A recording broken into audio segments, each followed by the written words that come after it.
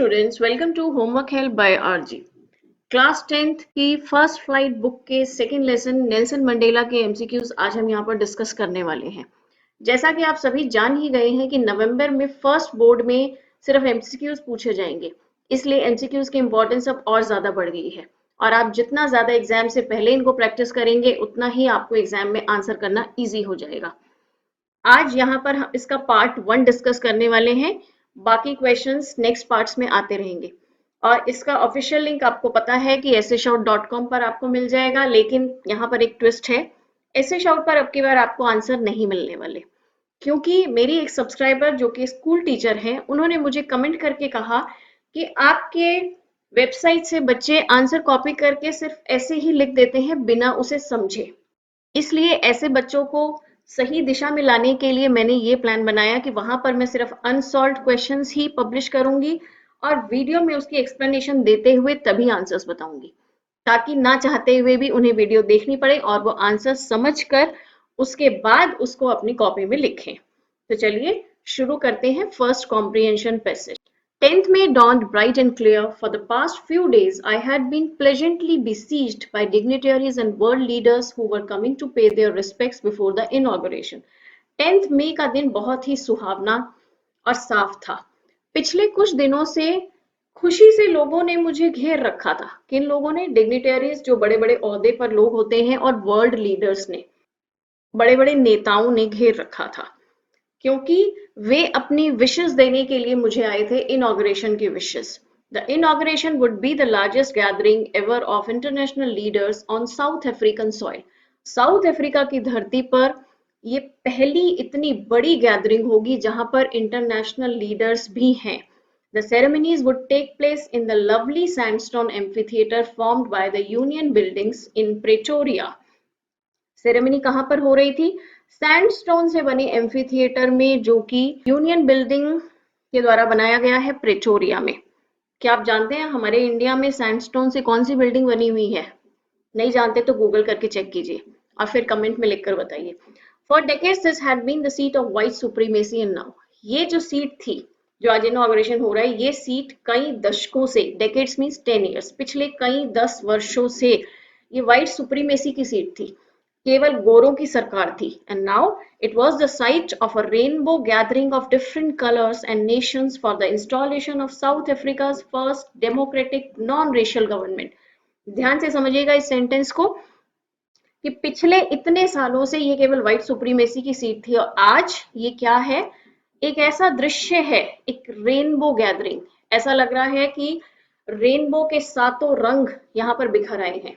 कहाँ पर? South Africa की इंस्टॉलेशन सेरेमनी में। इंस्टॉलेशन किस चीज की हो रही है? किस चीज का स्थापना दिवस मनाया जा रहा है? पहली डेमोक्रेटिक नॉन रेशियल गवर्नमेंट का। तो ऐसा उन्होंने क्यों कहा है? रेनबो गैदरिंग, हर तरीके के, काले, गोरे, सांवले, भूरे, हर तरीके के लोग वहां पर हैं। On that lovely autumn day, I was accompanied by my daughter Zenani. और उस ऑटम के दिन मैं अपनी डॉटर जिनानी के साथ वहां पर था। On the podium, on the stage, mister de Klerk was first sworn in as second deputy president. Mister de Klerk को सेकंड डेप्यूटी प्रेसिडेंट के रूप में शपथ दिलाई गई। Then Thabo Mbeki was sworn in as first deputy president. और first deputy, पहले नीचे वाले को, फिर उससे ऊपर वाले को, उनको भी शपथ दिलाई गई। When it was my turn, I pledged to obey and uphold the Constitution and to devote myself to the well-being of the Republic and its people. और जब मेरी बारी आई तो मैंने क्या शपथ ली? मैंने कसम खाई कि मैं कॉन्स्टिट्यूशन में जो कुछ बताया गया है उसको ओबे करूंगा, and to devote myself to the wellbeing of the republic, और अपने देश के लिए अपने आप को पूरी तरीके से मैं न्यौछावर कर दूंगा। चलिए क्वेश्चन देखते हैं।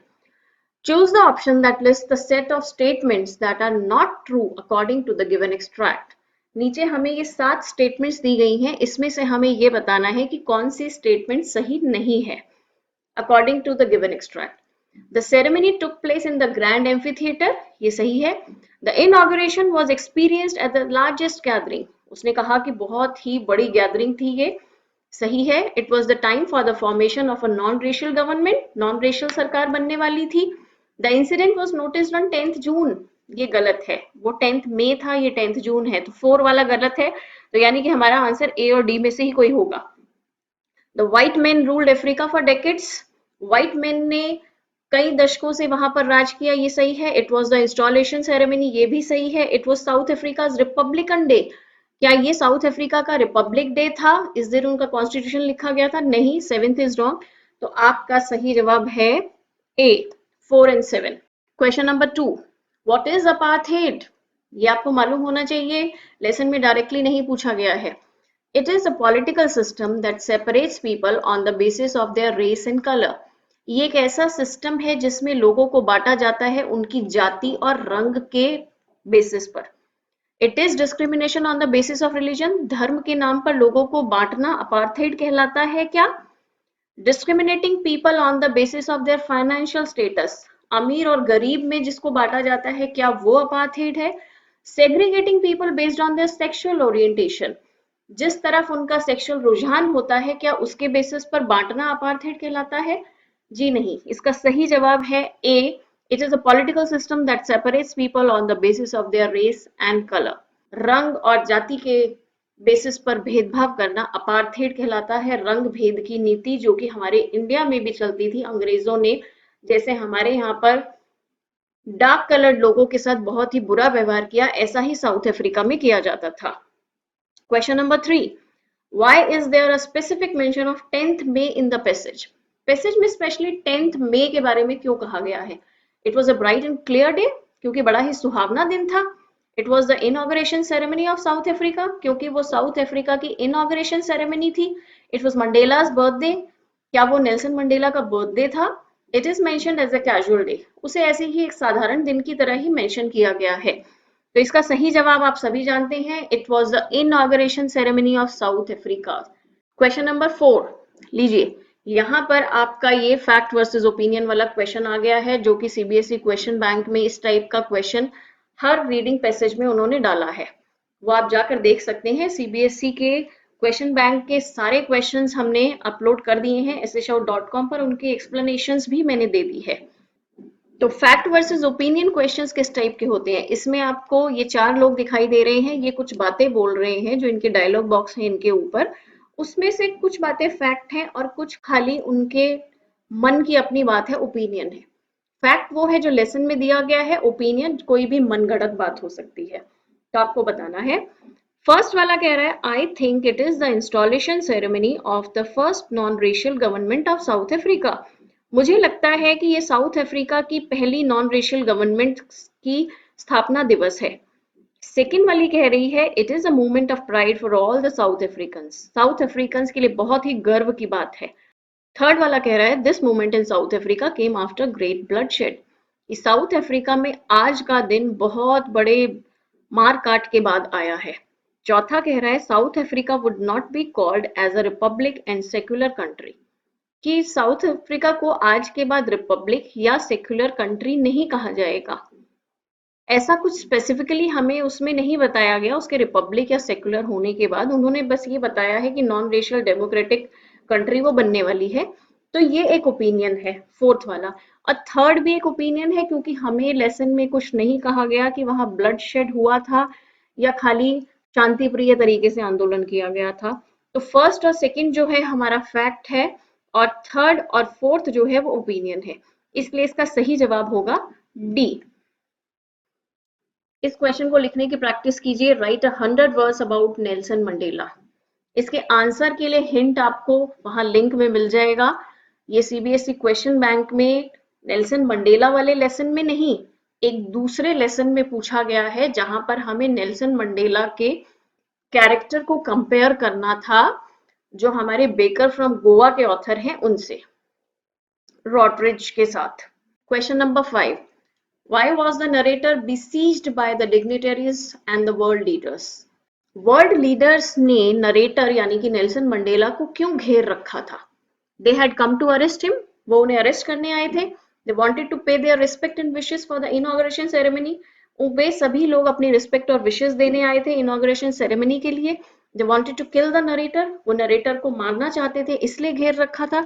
They wanted to take selfies with him, वो उनके साथ सेल्फीज लेना चाहते थे, इसलिए घेर रखा था। तो इसका सही जवाब बहुत ही सिंपल है, बी, कि वे सभी लोग अपनी रिस्पेक्ट और विशेस देने के लिए वहां पर इकट्ठा हुए थे। Question number 6, mark the sentence where pleasantly besieged is not used as expressed in the passage above। अब आपको ये बताना है कि पैसेज में जिस तरीके से प्लेजेंटली besieged को यूज किया है, इन 4 सेंटेंसेस में से कहां पर उसे उस तरीके से यूज नहीं किया गया है। तो इन सेंटेंसेस को हम ध्यान से पढ़ेंगे और समझेंगे। इसका मतलब है किसी को घेरना। The king's army was determined to besiege the castle before a nightfall। King की जो आर्मी थी, जो सेना थी, उसने ये दृढ़ निश्चय कर लिया था कि रात होने से पहले पहले हम किले को घेर लेंगे। तो ये सही है। The reporters would besiege the winner of the contest for interviews. Contest के विनर को सभी रिपोर्टर्स घेर लेंगे उसका इंटरव्यू लेने के लिए। The robber was besieged by the residents and hit hard. चोर को सभी कॉलोनी वालों ने घेर लिया और बुरी तरह से पीटा। The police seized the firearms found at the gangsters hideout। देखिए बिल्कुल क्लियर दिख रहा है, यहाँ पर आपका सीज की स्पेलिंग ही अलग है। ये सीज नहीं है, ये सीज है, और जो ऊपर था वो besieged था। तो besieged का मतलब होता है किसी को घेर लेना, और seized का मतलब है जब्त कर लेना। पुलिस ने गैंगस्टर्स के ठिकाने से सभी हथियारों को जब्त कर लिया। तो इसका सही जवाब होगा डी, कि ये हमारा सेंटेंस यहाँ पर गलत है। Question number 7, what does the writer imply by saying the sight of a rainbow gathering of different colours and nations. Writer ने क्यों कहा a sight of rainbow gathering? Beautiful rainbow had come up at the venue. वहां पर बड़ा सुंदर rainbow निकला हुआ था, इसलिए people of rainbow colours were present there. पूरे सतरंगी लोग वहां पर प्रेजेंट थे। People of all races and colors attended the ceremony together, क्योंकि सभी जाति और सभी रंगों के लोगों ने सेरेमनी को इकट्ठे अटेंड किया, इसलिए। The South Africans had seen the rainbow after a long time। South Africans ने बहुत लंबे समय के बाद आज इंद्रधनुष देखा था।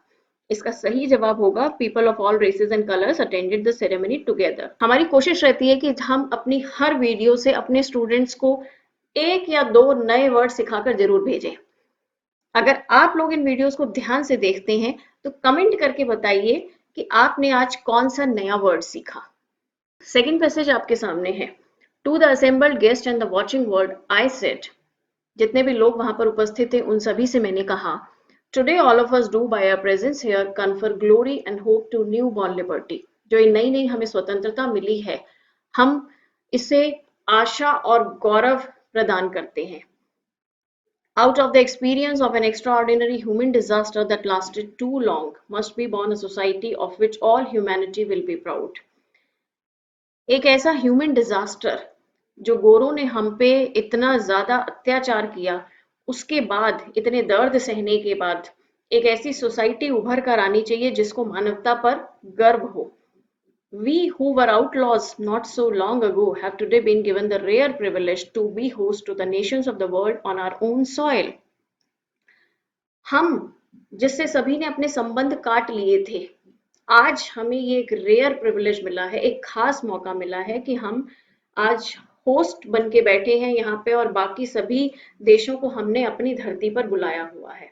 मतलब वो खुश हो रहे हैं कि जितने हमारे संबंध टूट गए थे वो आज सब जुड़ रहे हैं दोबारा। We thank all of our distinguished international guests for having come to take possession with the people of our country of what is, after all, a common victory for justice, for peace, for human dignity।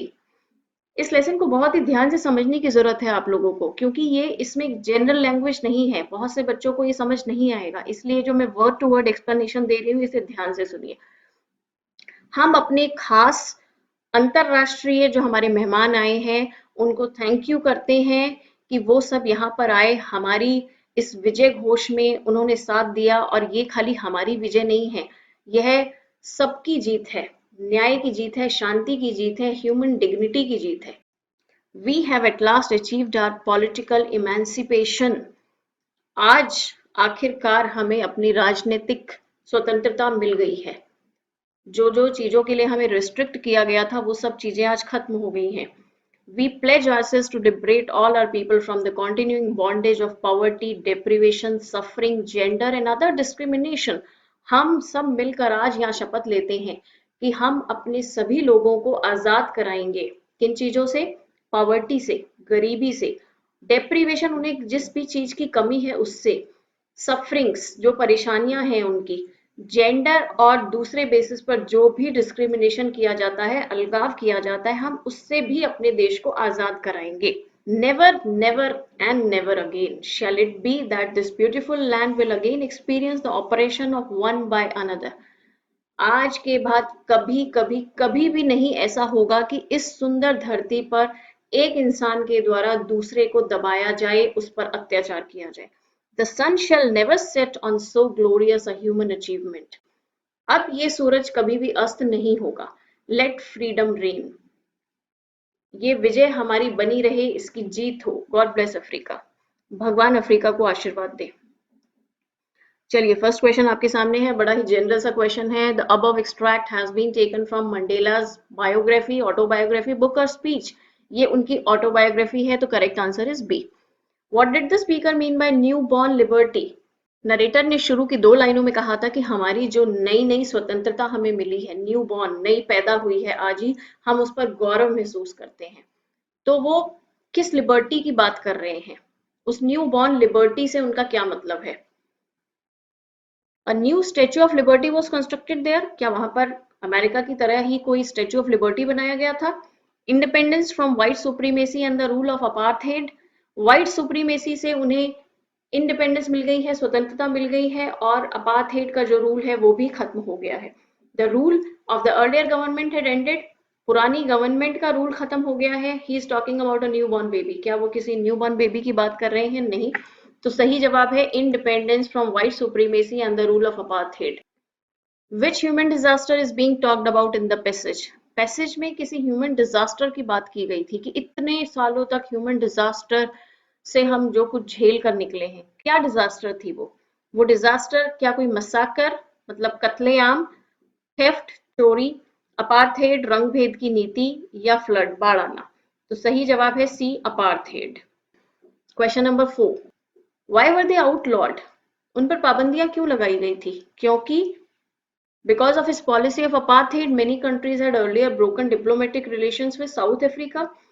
South Africa की जो पहले की सरकार थी, उनकी apartheid की policy की वजह से बाकी कंट्रियों ने उनसे अपने रिलेशन तोड़ लिए थे, इसलिए। यही सही जवाब है ए। बाकी भी समझ लेते हैं। They did not follow the rules of the United Nations. उन्होंने यूनाइटेड नेशंस के रूल फॉलो नहीं किए, इसलिए they came up with their own laws. उन्होंने अपने कानून बनाए हुए थे। White supremacy did not like others laws. White supremacy को दूसरों के कानून पसंद नहीं थे। Question number 5, select the odd pair from the following. नीचे हमें 4 पेयर्स दिए गए हैं, उनमें से हमें बताना है कौन सा ऑड वन आउट है। इंडिपेंडेंस, डिपेंडेंस, इंडिपेंडेंस स्वतंत्रता, डिपेंडेंस प्रतंत्रता, इमेंसिपेशन किसी चीज की छूट देना, रेस्ट्रिक्शन पाबंदी लगाना। इसका मतलब हमें ऑपोजिट वर्ड्स दिए गए हैं। लिबर्टी, अपॉर्चुनिटी, लिबर्टी मीन्स स्वतंत्रता, अपॉर्चुनिटी मौका, फ्रीडम आजादी, कैप्टिविटी बंदिश में रखना। तो सी जो है वो एंटोनिम नहीं है लिबर्टी और अपॉर्चुनिटी, ये दोनों अलग ही वर्ड है, ना तो सिनोनिम है ना एंटोनिम है। तो सी वाला हमारा इसका आंसर होगा। लिबर्टी अपॉर्चुनिटी जो है वो ऑड वन आउट पेयर है।